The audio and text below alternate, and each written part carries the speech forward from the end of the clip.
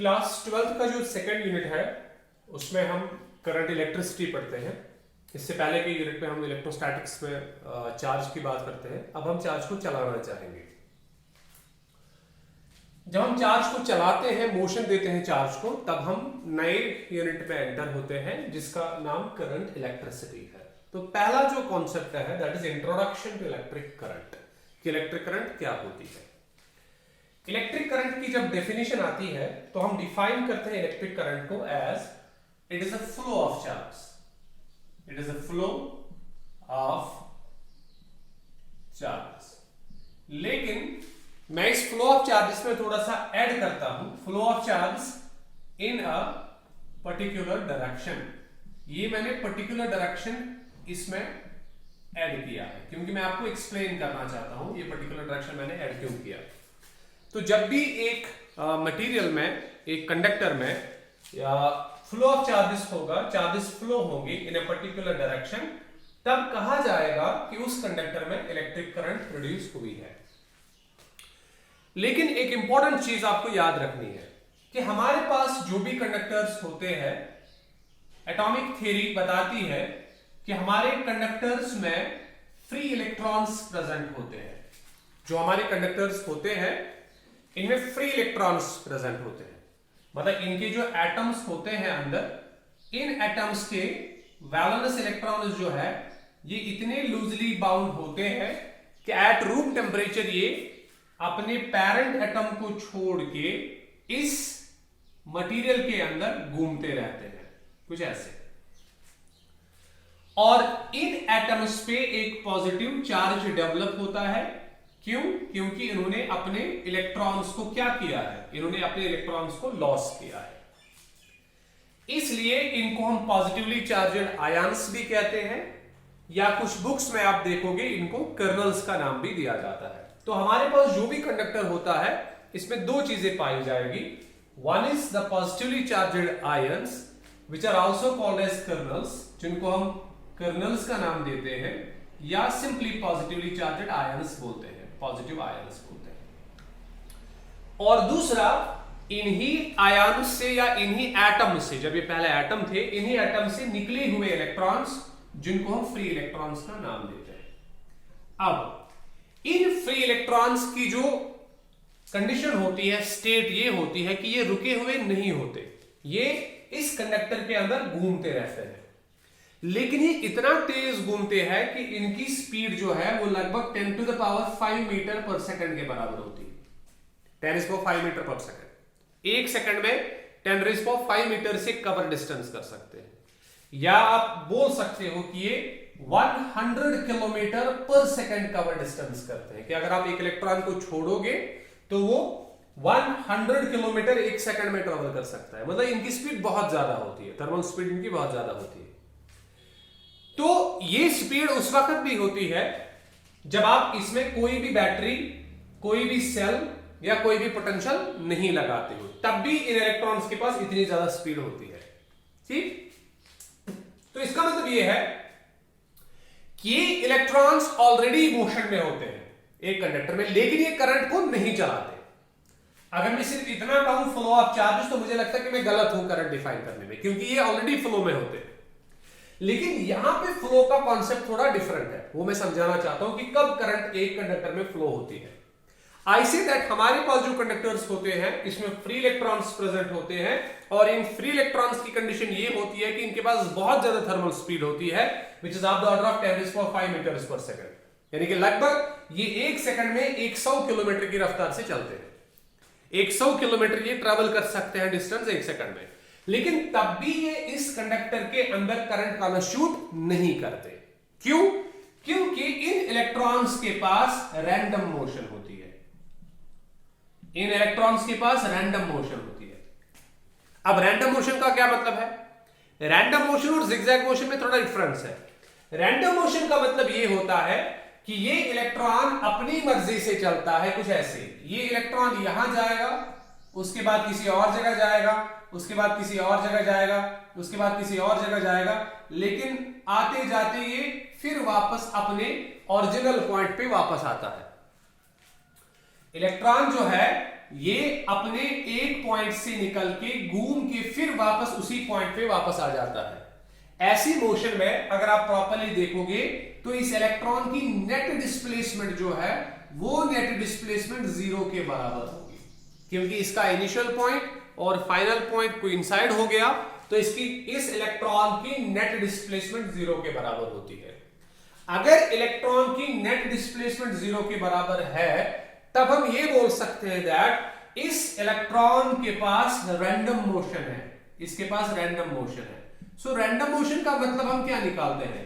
Random motion का मतलब हम ये निकालते हैं कि इलेक्ट्रॉन के पास नेट डिस्प्लेसमेंट 0 है, और अगर इलेक्ट्रॉन के पास नेट डिस्प्लेसमेंट 0 है तो बेटा आप जानते हो कि इसके पास नेट वेलोसिटी भी 0 होगी, और इसको हम फ्लो नहीं मानते। मतलब हम ये बोलते हैं कि इलेक्ट्रॉन के पास नेट वेलोसिटी 0 है।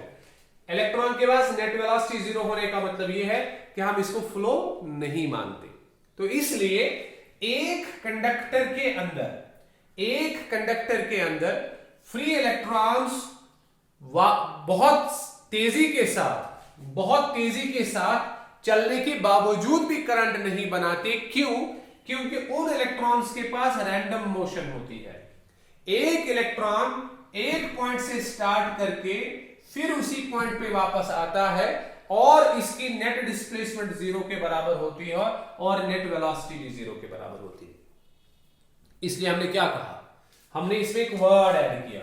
कौन सा word? In a particular direction. अब देखो, अगर आप इसी कंडक्टर के साथ में एक पोटेंशियल लगाते हो, आपको पता है अब इसके अंदर क्या है, इसके अंदर फ्री इलेक्ट्रॉन्स है, और आपने एक पोटेंशियल अब लगाया। आई सपोज आपने एक बैटरी को यहां पे लगाया, ये एक बैटरी आपने लगाई, ये पॉजिटिव और नेगेटिव, तो ये पॉजिटिव है और ये नेगेटिव है, ये नेगेटिव टर्मिनल इधर आएगा और ये पॉजिटिव टर्मिनल इधर आएगा। ठीक, ये नेगेटिव टर्मिनल क्या करेगा? ये इन इलेक्ट्रॉन्स को रिपेल करेगा और ये पॉजिटिव टर्मिनल इनको अट्रैक्ट करेगा। तो इलेक्ट्रॉन हमेशा इस कोशिश में रहेगा कि मैं इस नेगेटिव टर्मिनल से पॉजिटिव टर्मिनल की तरफ मूवमेंट दिखाना चाहूंगा। अब ये वापस नहीं जाएगा। इससे पहले क्या था? इससे पहले इसकी मर्जी थी, ये यहां से निकलता था फिर वापस उसी पॉइंट पे वापस आता था, such that it is net displacement is equal to 0। लेकिन अब ये इलेक्ट्रॉन कुछ ऐसे चलेगा, ये इलेक्ट्रॉन ऐसे चलेगा, ये ऐसे चलेगा, ऐसे चलेगा, ऐसे ऐसे ऐसे ऐसे, वापस ये नहीं आएगा, इस पॉइंट पे वापस नहीं आएगा, क्योंकि इसको पता है कि यहां पे नेगेटिव टर्मिनल है और ये मुझे रिपेल करेगा। इसलिए कंडक्टर में इलेक्ट्रॉन्स के लिए अलग से कंडीशन बन जाती है। कंडीशन क्या बन जाती है? जब आप पोटेंशियल को अप्लाई करते हो, इनकी रैंडम मोशन खत्म हो जाती है। जब इनकी रैंडम मोशन खत्म हो जाती है तो इलेक्ट्रॉन में थोड़ी सी डिस्प्लेसमेंट प्रोड्यूस हो जाती है। ये इसका इनिशियल पॉइंट है, आई सपोज ये इसका फाइनल पॉइंट है, तो थोड़ी सी डिस्प्लेसमेंट प्रोड्यूस हुई, थोड़ी सी वेलोसिटी प्रोड्यूस हुई, और इसलिए हम बोलते हैं कि ये चार्ज, ये इलेक्ट्रॉन अब क्या हो रहा है? फ्लो हो रहा है। इससे पहले ये फ्लो नहीं हो रहा था, अब ये फ्लो हो रहा है इन अ पर्टिकुलर डायरेक्शन। डायरेक्शन इसने क्या ली कि मैं इस टर्मिनल से इस टर्मिनल की तरफ जाना चाहता हूं। क्यों? क्योंकि यहां पे मुझे नेगेटिव टर्मिनल रिपेल कर रहा है और यहां पे मुझे ये अट्रैक्ट कर रहा है, तो मैं जाना चाहता हूं from this direction to this direction. इससे पहले ये नहीं चाहता था कि मैं इस डायरेक्शन से इस डायरेक्शन की तरफ जाऊं, जब आपने पोटेंशियल नहीं लगाया था। जब आपने पोटेंशियल लगाया, अब ये चाहता है कि मैं इस डायरेक्शन से इस डायरेक्शन की तरफ जाऊं इन अ कंडक्टर, और ये कॉन्स्टिट्यूट क्या करेगा? इलेक्ट्रिक करंट को कॉन्स्टिट्यूट करेगा। एंड दैट्स व्हाई हमने इलेक्ट्रिक करंट को डिफाइन कैसे किया?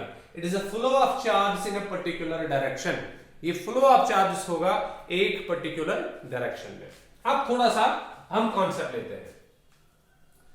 अब सवाल है कि एक कंडक्टर में करंट कैसे चलती है? चलो फ्लो तो हुआ, लेकिन ये करंट कैसे चलेगी? इलेक्ट्रोस्टैटिक्स में हमने पढ़ा है, हम एक जगह पे पढ़ते हैं दैट कि पॉजिटिव टर्मिनल जो है वो ट्रीट किया जाएगा एट हायर पोटेंशियल और नेगेटिव टर्मिनल ट्रीट किया जाएगा एट लोअर पोटेंशियल। अब देखो क्या होता है, मैं इस कॉन्सेप्ट को समझाने के लिए एक पॉजिटिव चार्ज लेता हूं, क्योंकि स्टैंडर्ड चार्ज जो है वो हम पॉजिटिव लेते हैं। इस करंट के कॉन्सेप्ट को समझाने के लिए मैं एक पॉजिटिव चार्ज कंसीडर करता हूं। ये एक पॉजिटिव चार्ज यहां पे है बेटा, आई सपोज ये एक पॉजिटिव चार्ज है, ये एक चार्ज कैरियर है जो करंट को चलाएगा। जैसे इलेक्ट्रॉन एक चार्ज कैरियर है, वैसे ही मैंने पॉजिटिव चार्ज को कंसिडर किया that it's a charge carrier, एक चार्ज कैरियर है। अब देखो ये चार्ज कैरियर अगर आप लोगे और आप इसको पोटेंशियल लगाओगे, ये पोटेंशियल मैंने लगाया, आई सपोज दैट मैं 12 वोल्ट का पोटेंशियल लगाता हूं, 12 वोल्ट बैटरी लगाता हूं। 12 वोल्ट बैटरी लगाने का मतलब ये है कि इसके पॉजिटिव टर्मिनल और नेगेटिव टर्मिनल के बीच में जो पोटेंशियल डिफरेंस है वो 12 वोल्ट के पोटेंशियल डिफरेंस है। अगर इसके पॉजिटिव और नेगेटिव के बीच में 12 वोल्ट की पोटेंशियल डिफरेंस है, तब मैं ये मान के चलूंगा कि पॉजिटिव टर्मिनल 12 वोल्ट पे है और नेगेटिव टर्मिनल 0 वोल्ट पे है, तभी तो पोटेंशियल डिफरेंस 12 माइनस 0 बन जाएगी 12। अब ये जरूरी नहीं है कि आप इसको 12 मान के चलोगे, इसको 0 मान के चलोगे। हम इसको 24 मान के चलेंगे पॉजिटिव को, बिकॉज पॉजिटिव हायर पोटेंशियल पे है। इसको 12 मान के चलेंगे नेगेटिव को, तब भी आपके पास पोटेंशियल डिफरेंस 12 आ जाएगी। हम या इसको 36 मान के चलेंगे, इसको 24 मान के चलेंगे, तब भी आपके पास 12 वोल्ट पोटेंशियल आएगा। लेकिन अब स्टैंडर्ड फॉर्मेशन ये है कि हम नेगेटिव को 0 मानते हैं, पॉजिटिव को हायर मानते हैं। अगर 12 वोल्ट की बैटरी है, इसका पॉजिटिव टर्मिनल 12 पे होगा, इसका नेगेटिव टर्मिनल 0 पे होगा। अगर 6 वोल्ट की बैटरी है, इसका पॉजिटिव टर्मिनल 6 पे होगा, नेगेटिव टर्मिनल 0 पे होगा। ठीक है, ये मान के चलते हैं।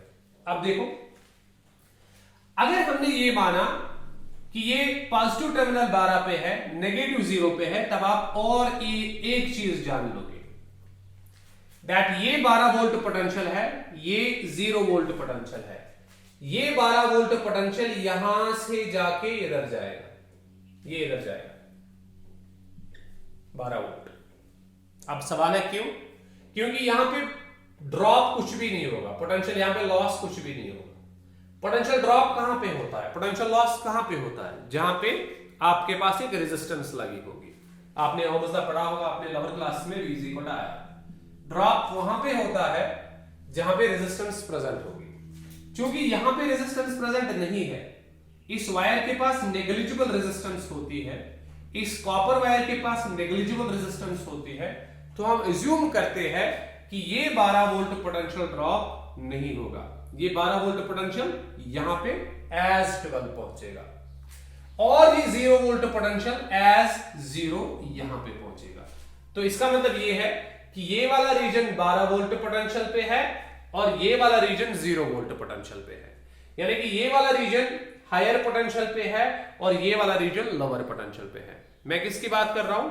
मैंने डिफाइन किया व्हाट इज इलेक्ट्रिक करंट। मैंने कहा electric current flow of charges होगा। चार्ज कोई भी हो, चार्ज चाहे पॉजिटिव चार्ज हो, इलेक्ट्रॉन हो, आयंस हो, ये सभी चार्जेस अगर चलना स्टार्ट करेंगे इन शाबाश पर्टिकुलर डायरेक्शन, एक पर्टिकुलर डायरेक्शन में ये चलना स्टार्ट करेंगे, वो मैंने समझा आपको पर्टिकुलर डायरेक्शन क्या होती है, तब ये एक करंट को प्रोड्यूस करेंगे। अब हमारा कॉन्सेप्ट ये है कि पर्टिकुलर डायरेक्शन में चलने की वजह से ये कैसे करंट को प्रोड्यूस करते हैं, उसी कॉन्सेप्ट को मैं आपके सामने डिफाइन कर रहा हूं।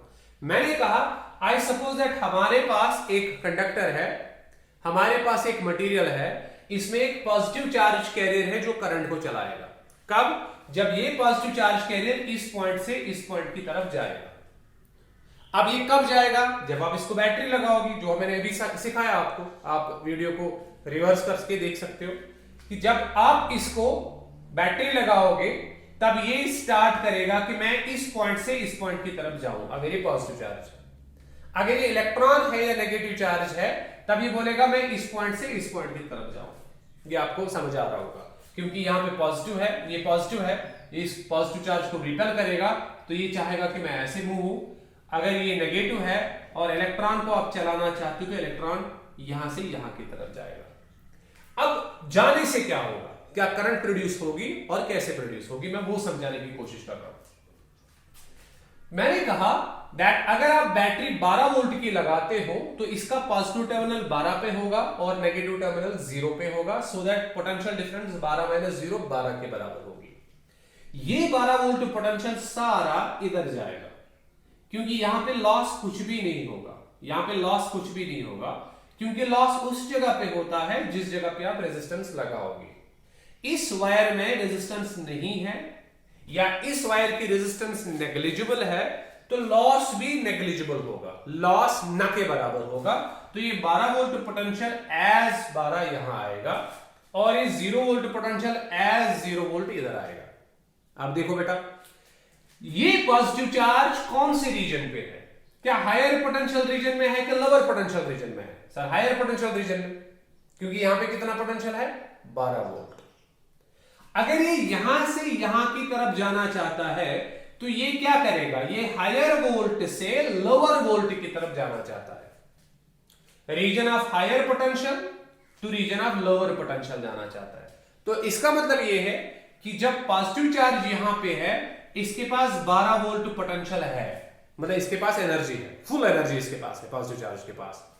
और जब ये इधर से इधर की तरफ चलेगा, जब ये यहां पहुंचेगा इस रीजन में, इसके पास कितना पोटेंशियल रहेगा? 0 पोटेंशियल। इधर कितना था? 12। इधर पहुंच के कितना है? 0। इसका मतलब 12 वोल्ट पोटेंशियल किसने खाए? वो 12 वोल्ट पोटेंशियल कंडक्टर ने खाए। और जो 12 वोल्ट पोटेंशियल कंडक्टर ने खाए वही इन द फॉर्म ऑफ क्या आए? इलेक्ट्रिक करंट आए। समझो मैं क्या कह रहा हूं? मैंने कहा अगर आप एक पॉजिटिव चार्ज को कंसीडर करते हो, ये पॉजिटिव चार्ज यहां से यहां की तरफ जाएगा। ये पॉजिटिव चार्ज यहां से यहां की तरफ जाने का मतलब ये है कि इस पॉजिटिव चार्ज के पास 12 वोल्ट पोटेंशियल है, इसके पास बहुत सारी एनर्जी है, इसके पास फुल एनर्जी है। और ये फुल एनर्जी लेके ये इधर जाएगा। ये फुल एनर्जी लेके ये जब इधर जाएगा, इसका मतलब ये हायर पोटेंशियल से लोअर पोटेंशियल की तरफ जाएगा। इसका मतलब ये है कि इसके पास जो 12 वोल्ट पोटेंशियल है वो सारे खर्च हो जाएंगे जब ये इस पॉइंट से इस पॉइंट की तरफ जाएगा। अगर वो खर्च हुए वो 12 वोल्ट पोटेंशियल, तो गए कहां? Because potential is basically energy. अगर वो एनर्जी गई तो गई कहां? कंजर्वेशन ऑफ एनर्जी सेज जितनी एनर्जी इस चार्ज की लॉस हुई, डिसअपियर हुई in moving from this very point two this very point, वो सारी एनर्जी अपियर हुई होगी in the form of electric current. तब एक पॉइंट तो क्लियर है कि अगर एक से ज्यादा चार्जेस को आप चलाओगे, आप 2 चार्जेस को चलाओगे, इसके पास भी 12 वोल्ट पोटेंशियल है, इसके पास भी 12 वोल्ट पोटेंशियल है, तो इसका मतलब 2 चार्जेस की एनर्जी ये कंडक्टर इस टाइम खाएगा। करंट बढ़ेगी कि कम होगी? करंट बढ़ेगी। आपने 3 चार्जेस को चलाया, इसके पास 12, इसके पास 12, इसके पास 12। जब ये तीनों चार्जेस यहां से यहां की तरफ जाएंगे तो ये सारी 12, 12 और 12 यानी कि 36 जो इनके पास एनर्जी थी 3 के पास, वो सारी कंडक्टर को मिलेगी, करंट और बढ़ जाएगी। इसका मतलब एक चीज बिल्कुल समझ आ रही है कि करंट कब बढ़ेगी? करंट तब बढ़ेगी जब आप चार्ज को बढ़ाओगे। If the magnitude of charge increases, जितना आप मैग्नीट्यूड ऑफ चार्ज इंक्रीज करोगे उतना करंट का वैल्यू भी बढ़ेगा, उतना करंट का मैग्नीट्यूड भी बढ़ेगा। अब सवाल हो रहे हैं, अब देखो क्या होगा। ये चार्ज जो है, ये पॉजिटिव चार्ज, अब ये क्या करता है? अब ये चार्ज क्या करता है? ये चार्ज क्या करेगा? ये चार्ज जो आपने लिया, ये चार्ज यहां पे इसके पास 12 वोल्ट पोटेंशियल था, जब ये यहां पहुंचा तो इसके पास 0 वोल्ट पोटेंशियल मिला। अब ये फिर से इधर जाके यहां से 12 वोल्ट पोटेंशियल फिर से लाएगा, फिर इधर जाएगा, फिर इधर ये 0 पे आएगा। मतलब एक चक्कर में ये 12 वोल्ट पोटेंशियल लेके आता है। 12 वोल्ट पोटेंशियल इधर यहां गया तो इसका पोटेंशियल खत्म, यहां से फिर बैटरी के पास गया, वहां से फिर 12 वोल्ट पोटेंशियल लाया, फिर यहां से स्टार्ट किया, फिर खत्म हो गए, फिर यहां से फिर वापस आया, फिर बैटरी से 12 वोल्ट पोटेंशियल लेके आया, फिर वापस इधर चला गया, फिर खत्म हो गया। तो मतलब हर किसी एक सर्कुलेशन में, फॉर एग्जांपल हर किसी एक सर्कुलेशन में ये चार्ज इस कंडक्टर को 12 वोल्ट पोटेंशियल की एनर्जी प्रोवाइड करेगा। अब मुझे बताओ, एक केस में ऐसा लेता हूं, चार्ज पहले ऐसे चल रहा है, स्लो चल रहा है, और ये 1 सेकंड में एक ही सर्कल बनाता है, एक राउंड देता है। एक सर्कल 1 सेकंड में 1 राउंड देता है। इसका मतलब 1 सेकंड में 1 राउंड देने का मतलब है कि ये चार्ज इस कंडक्टर को 12 वोल्ट के बराबर एनर्जी प्रोवाइड करेगा। लेकिन अगर इसने तेज चलना स्टार्ट किया, इसने 1 सेकंड में 10 राउंड दिए, चार्ज ने तेज चलना स्टार्ट किया, इसने 1 सेकंड में 10 राउंड दिए, तो इसका मतलब यह है कि इसको 12 मल्टीप्लाइड बाई 10 यानी कि 120 वोल्ट पोटेंशियल की एनर्जी प्रोवाइड करेगा। तो करंट फिर से बढ़ेगा। पहले करंट 12 वोल्ट की पोटेंशियल से होगी, 12 वोल्ट जो ये प्रोवाइड करेगा, उसके बाद 112 वोल्ट इक्विवेलेंट एनर्जी इसको मिलेगी अगर ये जल्दी जल्दी चलेगा। इसका मतलब अगर इसको कम टाइम लगेगा इस कंडक्टर को क्रॉस करने में, if it takes less time to cross the conductor, अगर इसको कम टाइम लगेगा कंडक्टर को क्रॉस करने में, तब अगर इसको कम टाइम लगेगा कंडक्टर को क्रॉस करने में, तब करंट बढ़ेगी। कम टाइम लगा तो ये सर्कुलेट ज्यादा होगा, ज्यादा टाइम लगा इसका मतलब ये स्लो चल रहा है, ज्यादा टाइम का मतलब ये स्लो चल रहा है, 1 सेकंड में 1 राउंड कंप्लीट करेगा।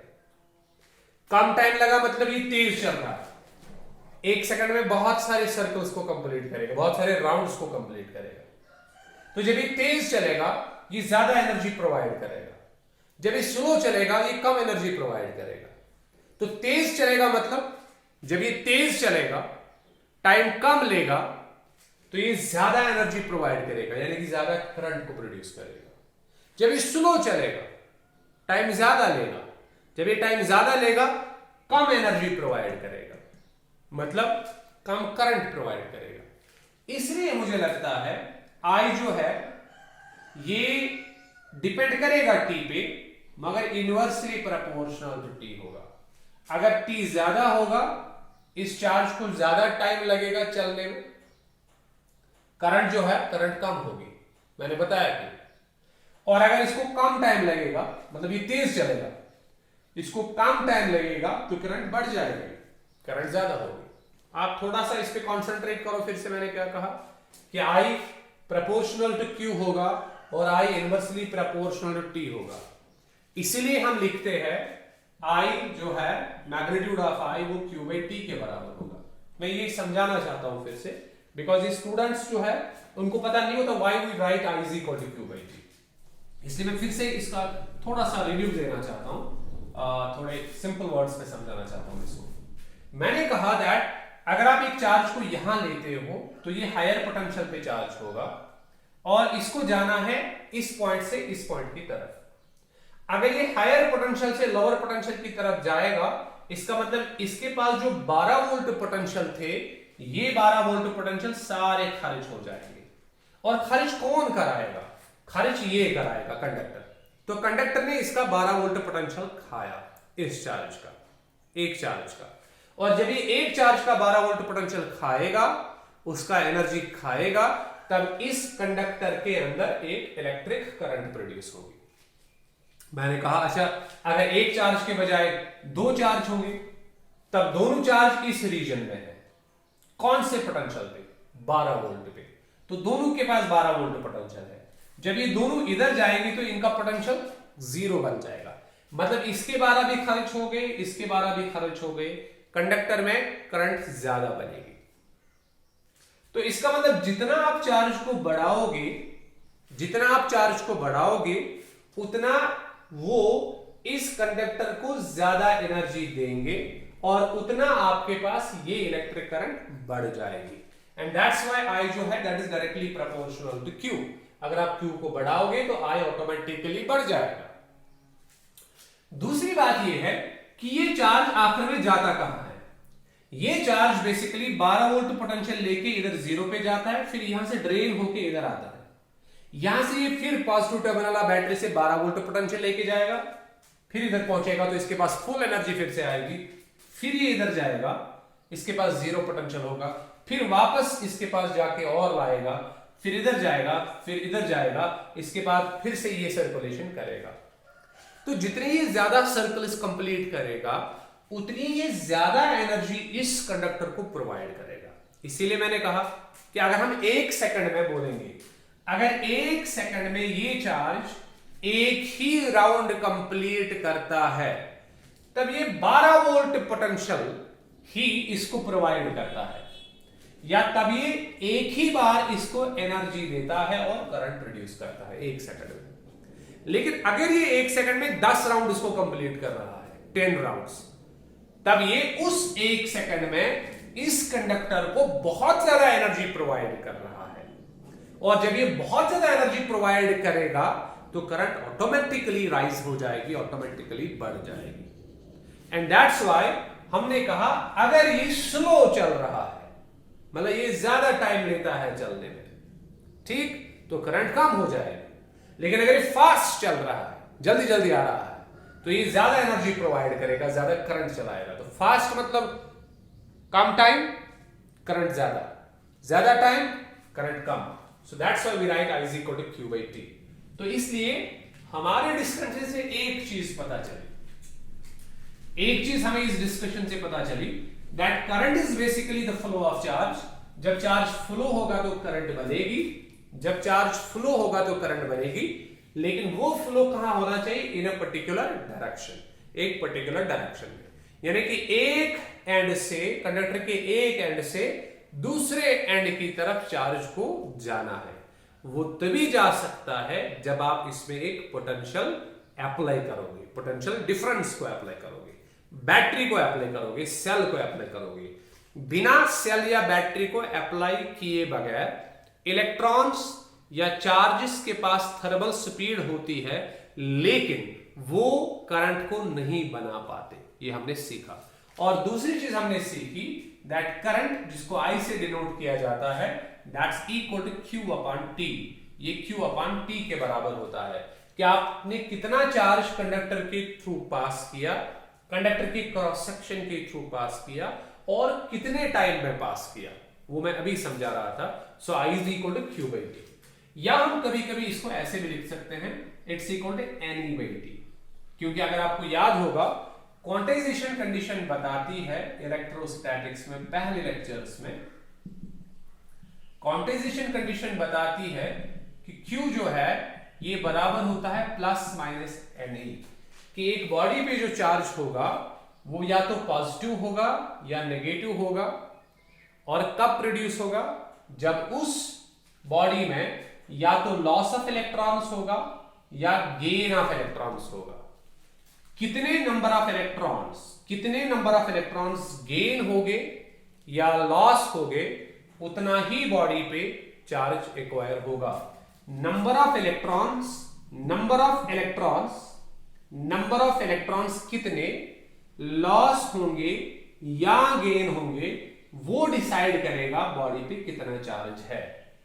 नंबर ऑफ इलेक्ट्रॉन्स कितने लॉस होंगे या गेन होंगे, वो डिसाइड करेगा कि बॉडी पे टोटल चार्ज कितना एक्वायर होगा। तब आपको समझ आया होगा, ये n कह देगा नंबर ऑफ इलेक्ट्रॉन्स कितने लॉस या गेन होंगे, और E जो है इज इटसेल्फ एन इलेक्ट्रॉन, यानी कि चार्ज एन इलेक्ट्रॉन, जिसका वैल्यू आपको पता है 1.6 into 10 to the power minus 19।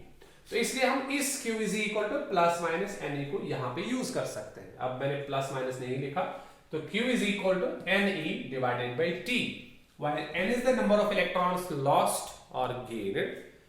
कितने नंबर ऑफ इलेक्ट्रॉन्स चल रहे हैं कंडक्टर में, यहां पे अगर आप इसको अप्लाई करेंगे तो कितने नंबर ऑफ इलेक्ट्रॉन्स क्रॉस कर रहे हैं कंडक्टर को, या पार्ट ऑफ कंडक्टर को कितने टाइम में क्रॉस कर रहे हैं, ये भी सीख रहे थे आप। I is equal to Q by T, तो हम I is equal to Q by T को NE by T से भी रिप्रेजेंट कर सकते हैं, where I is the magnitude of current flowing through the conductor given by Q by T और NE by T। अब हमारे पास करंट के दो वैल्यूज होते हैं। करंट या तो स्टडी होगी, इधर we have a steady current, हमारे कंडक्टर्स में या तो स्टडी करंट फ्लो होगी, या हमारे कंडक्टर्स में नॉन स्टडी करंट फ्लो होगी, नॉन स्टडी करंट। याद रहे, हमारे जो कंडक्टर्स है उनमें या तो स्टडी करंट फ्लो होगी या नॉन स्टडी करंट फ्लो होगी। स्टडी करंट का मतलब यह है कि हमारे पास जो कंडक्टर्स लिए गए हैं, इनमें जो करंट पास हो रही है वो टाइम के साथ साथ चेंज नहीं होती। Like we have a conductor, मैंने कहा इस कंडक्टर में एक स्टडी करंट 10 एम्पियर फ्लो हो रही है। इसका मतलब आप किसी भी टाइम पे अगर आप जानना चाहोगे कि इस कंडक्टर के अंदर कितनी करंट पास हो रही है तो आप बोलोगे 10 एम्पियर करंट पास हो रही है, बिकॉज मैंने कहा करंट इज स्टडी। तो स्टडी करंट का मतलब ये है कि अगर आपके पास करंट जो है उसका वैल्यू टाइम के साथ साथ चेंज नहीं होता, then at that time you can call that current is steady. Current जो है वो स्टडी करंट है। व्हाइल एज हमारे पास इन्हीं कंडक्टर्स में नॉन स्टडी करंट भी फ्लो कर सकती है, मतलब जिसका वैल्यू चेंज होता जाएगा। पहले करंट 0 थी, उसके बाद 10 बनी, उसके बाद 15 बनी, उसके बाद 5 बनी, उसके बाद 3, उसके बाद 0, उसके बाद 10 अगेन सपोज। तो ये करंट जो है ये आपके पास नॉन स्टडी करंट है। और जब नॉन स्टडी करंट की बात आती है तो फिर अगर आपसे सवाल पूछा जाए कि इस कंडक्टर के अंदर कितनी करंट पास हो रही है, तो ये बताना बड़ा मुश्किल है, क्योंकि उस करंट के बहुत सारे वैल्यूज है। उसका वैल्यू 0 भी है, 10 भी है, 15 भी है, 5 भी है, 3 भी है, 0 भी है, 10 भी है। तो आपके पास एक पर्टिकुलर वैल्यू नहीं है। जैसे पर्टिकुलर वैल्यू आपके पास 10 एम्पियर था किस करंट में, स्टडी करंट में, तो नॉन स्टडी करंट में आपके पास पर्टिकुलर वैल्यू नहीं होता। इसलिए जब भी कंडक्टर्स में नॉन स्टडी करंट फ्लो होती है तो हम इस नॉन स्टडी करंट के दो डिविजन्स बनाते हैं। एक तो हम निकालते हैं